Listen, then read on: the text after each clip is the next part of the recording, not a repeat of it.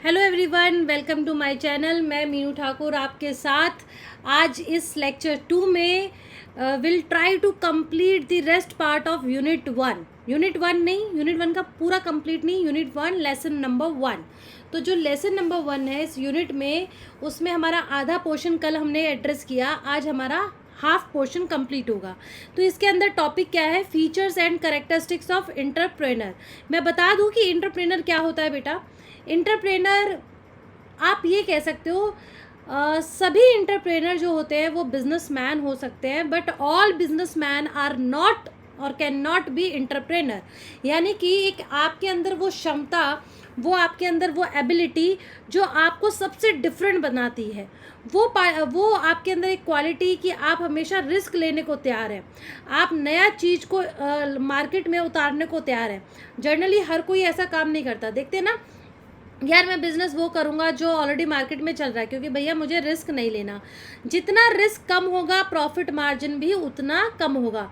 जैसे टाटा, बिरला, अंबानी, ये जितने बड़े बड़े लोग हैं ये सिर्फ बिजनेसमैन नहीं है, दे ऑल आर एंटरप्रेनर।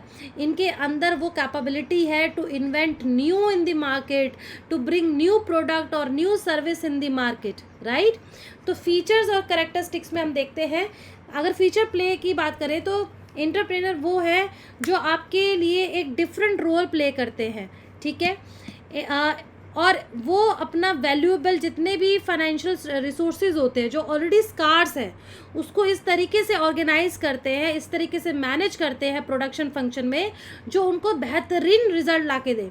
क्योंकि उनको डिसीजन लेना होता है, सारा खेल है डिसीजन मेकिंग का। आप जितना स्मार्टली, जितना कह सकते हैं रिजल्ट प्रूवन एक्शन लेंगे, डिसीजन लेंगे, उसी तरीके से आपका आउटपुट आएगा, है ना। तो हवाबाजी में नहीं ये लोग काम करते। इन लोग का सारा चीज़ जो होता है वो डाटा प्रूवन होता है। जैसे कि क्या प्रोड्यूस करना है, सबसे पहला वो जो डिसीजन लेंगे, प्रोडक्ट सिलेक्शन, कौन सी वस्तु का उत्पादन किया जाए जिससे कि प्रॉफिट मैक्सिमम हो, ठीक है। अब भेड़ की चाल में चलेंगे तो भैया प्रॉफिट भी उतना ही होगा, क्योंकि वो तो पूरी मार्केट में डिस्ट्रीब्यूट हो रहा है। क्यों ना कुछ ऐसा हटके प्रोडक्ट को प्रोड्यूस किया जाए जिसके इकलौता, है ना, इकलौता प्रोड्यूसर हो, क्योंकि सारे कस्टमर फिर उसी के पास जाएंगे, प्रॉफिट मार्जिन भी ज़्यादा होगा। अब इसमें सबसे बड़ा रिस्क छुपा हुआ होता है कि जो मार्केट ऑलरेडी मार्केट में अवेल है ही नहीं, क्या वो प्रोडक्ट चलेगा, क्या उस प्रोडक्ट की डिमांड होगी मार्केट में। Again it's depend upon the research analysis of entrepreneur. फिर हाउ टू प्रोड्यूस, अगर प्रोडक्ट में टेक्नोलॉजी ज़्यादा होगी, क्योंकि धीरे धीरे जो लोग इन्वायरमेंट चेंज हो रहा है, लोग ग्लोबलाइज्ड हो रहे हैं, everyone wants something new, everyone wants smart technology, है ना। कोई गधा मजदूरी वाली ज़िंदगी चाहता नहीं है। Everyone wants new options with new technology. तो भाई प्रोडक्शन में टेक्नोलॉजी का ज़्यादा यूज़ किया जाएगा, जिसके फीचर्स ज़्यादा होंगे। वेयर टू प्रोड्यूस, लोकेशन सबसे बड़ी इंपॉर्टेंट आती है, क्योंकि एंटरप्रेनर को सिर्फ यही नहीं सोचना है कि प्रोडक्शन कैसे करना है, उसको ये भी सोचना है कि उसकी लागत कम आए, और लागत कम आने के लिए उसको ऐसी लोकेशन में प्रोडक्शन सेटअप करना होगा जहाँ से उसके सारे रिसोर्सेज अवेलेबल आराम से हो सके, चाहे कच्चा माल हो, चाहे लेबर हो, चाहे मशीनरी का सेटअप करना हो, चाहे इन्वायरमेंटल कंसर्न हो, सोसाइटी का कंसर्न हो, क्योंकि भाई सोसाइटी भी देखना है, CSR है, कॉर्पोरेट सोशल रिस्पॉन्सिबिलिटी। कंपनी को ऐसा काम करना है जिससे कि नेगेटिव इम्पैक्ट अगल बगल के जो सराउंडिंग सोसाइटी है उनको ना हो, पेड़ पौधों, जीव जंतु को ना हो। तो लोकेशन भी बहुत मैटर करती है। कब प्रोड्यूस करना चाहिए, ड्यूरेशन, टाइम प्लानिंग बहुत इंपॉर्टेंट है। अब it's again link with the product nature. जो प्रोडक्ट मान लो सीजनल बेस्ड है, तो पहले से प्रोडक्शन करना कोई समझदारी नहीं है, वेयर हाउसिंग की प्रॉब्लम हो जाएगी, है ना। तो टाइम प्लानिंग बहुत इंपॉर्टेंट है। और अगर मान लीजिए उस टाइम पे जब मार्केट में डिमांड हो सकती है, अगर आपने उस टाइम पे अपने प्रोडक्ट को लॉन्च नहीं किया, definitely the product will be failed in the market, ठीक है। तो ये बहुत इंपॉर्टेंट एक फैक्टर है, time planning for the decision making of entrepreneur, ठीक है। फिर उसके बाद आता है किस कस्टमर को बेचेंगे, फॉर हुम टू प्रोड्यूस, वेरी इंपॉर्टेंट। भाई B2B भी है, बिजनेस टू बिजनेस, B2C भी है, बिजनेस टू कंज्यूमर। अगर आप अपना प्रोडक्शन किसी कंपनी को बेचना चाहते हैं तो आपको पहले से ही टारगेट करना होगा, पहले से उनके साथ मीटिंग डील सब फिक्स करनी होगी, है ना। Accordingly you will produce that certain quantity at what price to sell. बहुत इंपॉर्टेंट है प्राइस डिटर्मिनेशन, क्योंकि प्राइस ही एक ऐसा फैक्टर है which maintain demand and supply in the market. अगर प्राइस हाई हुआ, है ना, अब प्राइस का लेना देना आपके टारगेट कंज्यूमर से भी है। आपके टारगेट कंज्यूमर कौन से हैं, अमीर है, मिडिल क्लास के हैं या गरीब हैं, उस हिसाब से आप अपना प्राइस को डिसाइड करते हैं। सभी इसमें सारे जितने भी डिसीजंस हैं दीज ऑल आर इंटरलिंक्ड, एक दूसरे से इम्पैक्टेड है, ठीक है। How much profit to earn, ये भी आपको सोचना है कि भाई प्रॉफिट स्टार्टिंग में इनिशियल लेवल पे आपका प्रॉफिट मार्जिन कितना होगा, तो ये पहले से ही डिसाइड करना होता है। ये सारे डिसीजंस प्लानिंग वे में चलते हैं। What to produce with the profit, profit sharing और री इन्वेस्टमेंट, ठीक है। आपको प्रॉफिट के साथ फिर क्या करना है, प्रॉफिट शेयर करना है या दोबारा से निवेश करना है, ये भी इम्पॉर्टेंट डिसीजन है, ठीक है। तो ये सारी प्लानिंग पहले ही होती है। No other factors of production participate in the decision making process. It is the domain of the entrepreneur, ठीक है। अब entrepreneurship जो है वो नीड बेस्ड फंक्शन है।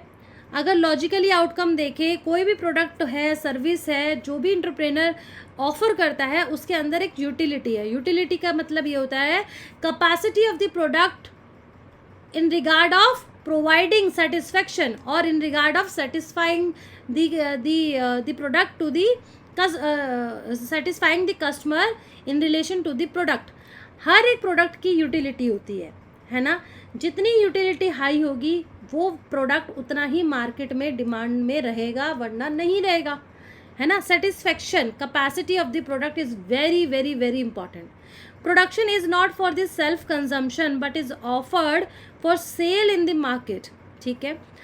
अब जो इंटरप्रेनरशिप है ये एक एक्टिविटी है जो प्रॉफिट ओरिएंटेड है, कॉमर्शियल प्रपोजिशन है, और इसका एम इंटरप्रेनर का क्या है, profit. Yes of course, entrepreneur किस लिए है, to earn profit and but for profit ये सस्टेनेबल भी होना चाहिए। ऐसा नहीं कि एक बार प्रॉफिट कमाया जी अगले साल नुकसान हो गया, नहीं।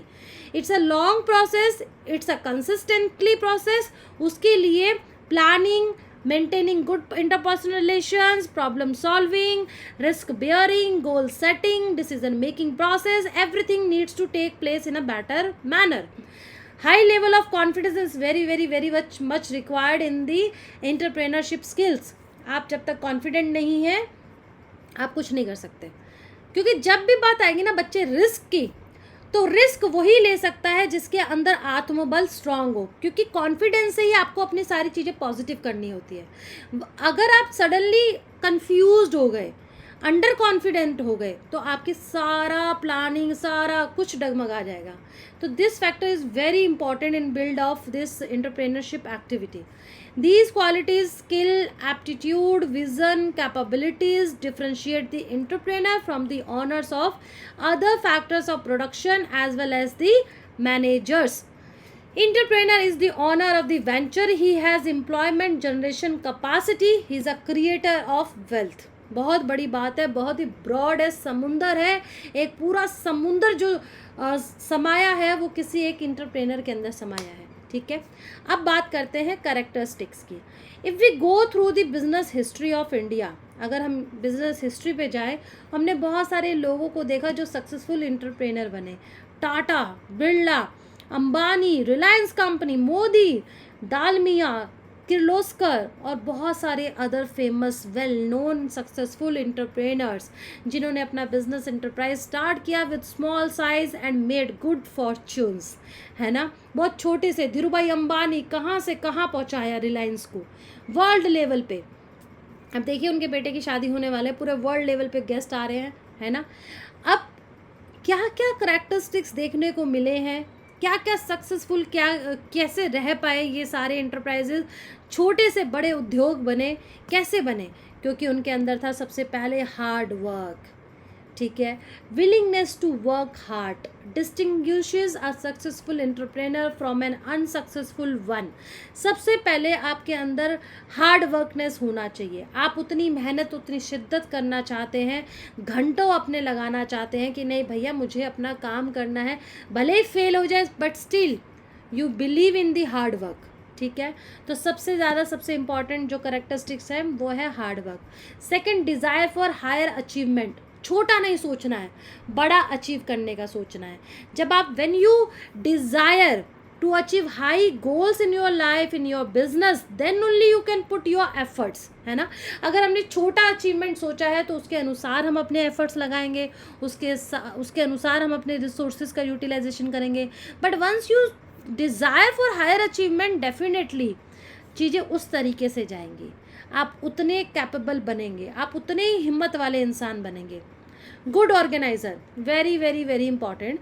आपको ऑर्गेनाइज करने आना चाहिए, क्योंकि रिसोर्सेज जो डिफरेंट रिसोर्सेज रिक्वायर है बिजनेस के लिए, and we know resources are in a scarce nature, वो सीमित है, हमारे पास संसाधन बहुत ज़्यादा नहीं है।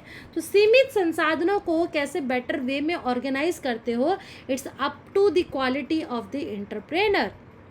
Innovative, this is very important, क्योंकि कस्टमर्स के टेस्ट हमेशा बदलते रहते हैं, है ना। अगर आप एक ही चीज़ उनको लगातार सालों से देते जा रहे दे विल गेट बोर्ड।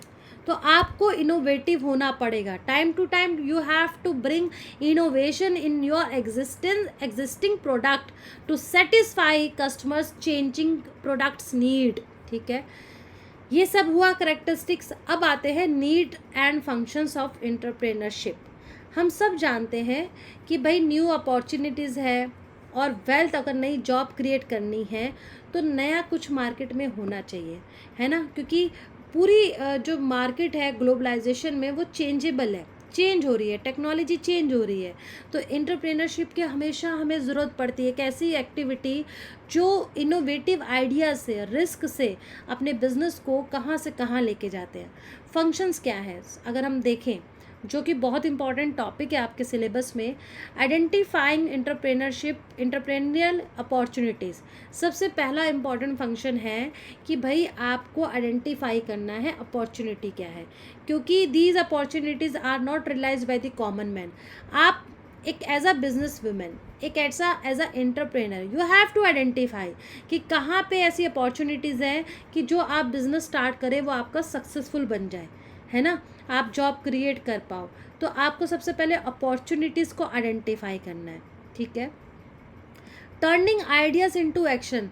जब अपॉर्चुनिटीज़ आपको दिखाई दे रही हैं, then you think differently from others. आपको आइडियाज़ जनरेट करने हैं, उस आइडियाज़ को now you have to be capable कि आप उस आइडियाज़ को कैसे एक्शन में तब्दील करेंगे। क्योंकि everyone has ideas, you know, सभी के पास आइडियाज़ हैं, but how to implement, how to convert these ideas into action, it's very very very much important, and it's lies with the entrepreneurship skill only. वही इंसान उसको action में ला सकता है जिसके अंदर सारी एंटरप्रेन्योरशिप की क्वालिटीज़ होंगी।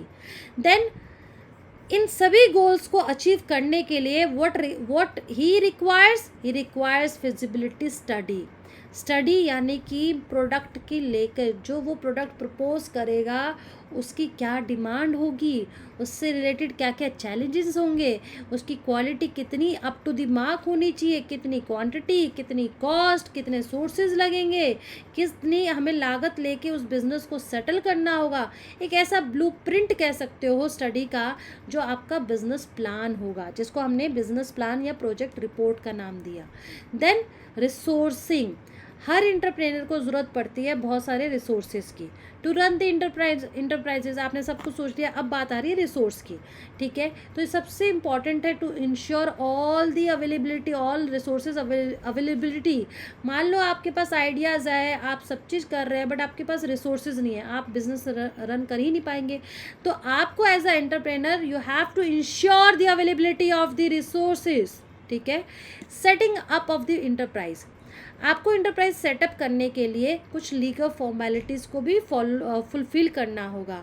आपको suitable locations, design the premises, ये सब चीज़ करना होगा एक इंटरप्राइज को सेटअप करने के लिए। उसके बाद आपको मैनेज करना है। उस मैनेज इंटरप्राइज में आपके मैन भी आएगा, मटेरियल भी आएगा, फाइनेंस भी आएगा, ऑर्गेनाइज मतलब आपके कह सकते हैं living and non living things आपको मैनेज करना होगा। ठीक है, देन ग्रोथ हो गई, प्रॉफिट आ गया। अब उस प्रॉफिट से आप क्या करेंगे? या तो डिस्ट्रीब्यूट कर देंगे या फिर डिस्ट्रीब्यूट थोड़ा करके थोड़ा आप उसको री इन्वेस्ट करेंगे फॉर फर्दर ग्रोथ। ठीक है, so these all are the functions of entrepreneurship. अब आता है एंटरप्रेन्योरल माइंडसेट, यानी कि आपका एज अ एंटरप्रेनर आपका माइंडसेट क्या होना चाहिए, आपके उस माइंडसेट के लिए क्या क्या फैक्टर्स इन्वॉल्व हैं। तो पहला बात करते हैं सेल्फ अवेयरनेस।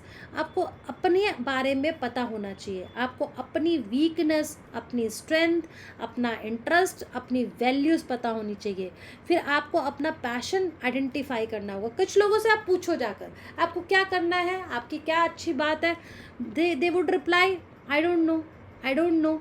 तो यानी there is a lack of self awareness, तो सेल्फ अवेयरनेस होना चाहिए। फिर रिस्क टेकिंग एंड टॉलरेंस, यानी कि आपके अंदर वो विलिंगनेस होना चाहिए टू टेक कैलकुलेटेड रिस्क। आप रिस्क को कैलकुलेट कर पाए और आप उस रिस्क को बियर करने के लिए भी कैपेबल हों। आप अंडरस्टैंड करें कि अगर आप फेल हो जाते हैं तो आप उस जर्नी को, उस तरीके को, उस जर्नी को किस तरीके से लेके जाएंगे। आप अपॉर्चुनिटी को भी अंडरस्टैंड करेंगे to learn and the growth. Innovative thinking, आपका माइंडसेट ऐसा हो कि आप उसको क्रिएटिव तरीके से सोचें। आपका माइंड हमेशा इनोवेटिव तरीके से चले कि नहीं मैं कुछ इनोवेट करता हूँ, कुछ something different from others who run their business in the market. हो सकता है सेम प्रोडक्ट हो but you have to bring the product with new features. तो आपको डिफरेंटली थिंक करना पड़ेगा। अपॉर्चुनिटी रिकॉग्निशन, आपके अंदर इतनी एबिलिटी हो कि आप सही टाइम पे अपॉर्चुनिटी को रिकॉग्नाइज कर पाए, हर सिचुएशन पे आइडेंटिफाई करें क्या अपॉर्चुनिटी है। Look for problems that need solving और areas where improvements can be made. आप ये सोचो ये प्रॉब्लम आ रही है, हर दिन एक प्रॉब्लम को सॉल्व करें। Adaptability, embrace change and uncertainty, यानी कि आपको अडेप्टेशन आपके अंदर इतना होना चाहिए कि अगर मान लो कुछ अनसर्टेन चीज़ें आ गई, कुछ चेंज आ गया आपकी प्लानिंग में, तो you have to be adaptable with the changing the environment, the factors, internal factors, external factors, you have to be adaptable. Develop the ability to adapt to evolving, जो मैंने आपको भी समझाया। प्रोएक्टिव अप्रोच, यानी कि आप ऐसे हमेशा रहें कि आप प्रोएक्टिव रहें, आप किसी चीज़ का वेट ना करें, इंस्ट्रक्शंस का वेट ना करें। आप अपने पाथ को पहले से इतना प्रोएक्टिव रखें कि आप चीज़ों को चेंज जो भी चीज़ें हो रही हैं उसको जल्दी से कर पाएँ। नेटवर्किंग एंड रिलेशनशिप बिल्डिंग, इतना स्ट्रॉन्ग आपका कॉन्टेक्ट्स होना चाहिए, इतना मेंटर्स नेटवर्क होना चाहिए कि आपको अपना फीडबैक, एडवाइजेस, जितने आपके एक्सपीरियंस इंडिविजुअल्स हैं आपकी इंडस्ट्री में, वो आपको बार बार मिलता रहे, ये भी आपके अंदर होना चाहिए। कंटिन्यूस लर्निंग, आपका जो लर्निंग है, सेल्फ इम्प्रूवमेंट है, वो हमेशा बने रहना चाहिए। न्यू टेक्नोलॉजी हमेशा सीखना है आपको। कस्टमर सेंट्रिक फोकस, आपके कस्टमर जो टारगेट कर रहे हो वो कौन कौन से आपके कस्टमर हैं, उनकी क्या नीड्स है, क्या डिज़ायर्स है, वो आपसे चाहते क्या है, उस चीज़ को आप इम्प्रूव करके दें। विज़न एंड गोल सेटिंग, अपने गोल्स को सेट कीजिए, शॉर्ट टर्म, लॉन्ग टर्म, आपका बिजनेस किस तरफ, किस डायरेक्शन में जाएगा। Time management very important, learn to prioritize tasks and manage your time effectively. Focus on high impact activities that contribute to your business goal. ठीक है, financial literacy होनी चाहिए। कोलैबोरेटिव टीम वर्क बहुत इंपॉर्टेंट है ना। You need team, you need to manage your team. Passion and persistence, cultivate a passion for your venture and problems you are solving. Demonstrate persistence and resilience in the face of challenges. फिर उसके बाद last not the least, celebrate success.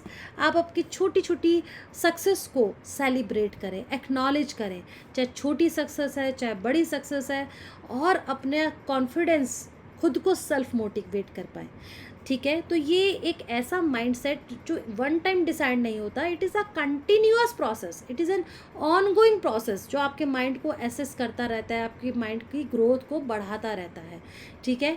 फिर है qualities of entrepreneurs. अब इस quality of entrepreneurs को हम कल स्टार्ट करेंगे, क्योंकि मुझे आप लोग के इनपुट्स नहीं आ रहे हैं। अगर आपको ये पसंद आ रहा है lecture, please provide your input so that my morale would also be boost up, क्योंकि you all guys are my target customers, ठीक है। तो being entrepreneur I really want to know your desire more। अगर आपको understand अच्छे से आ रहा है तो बहुत बढ़िया, अगर उसमें कुछ चेंज करना है then let me know. So till then good luck, all the best, and please like, share and subscribe my channel. Thank you. All the best.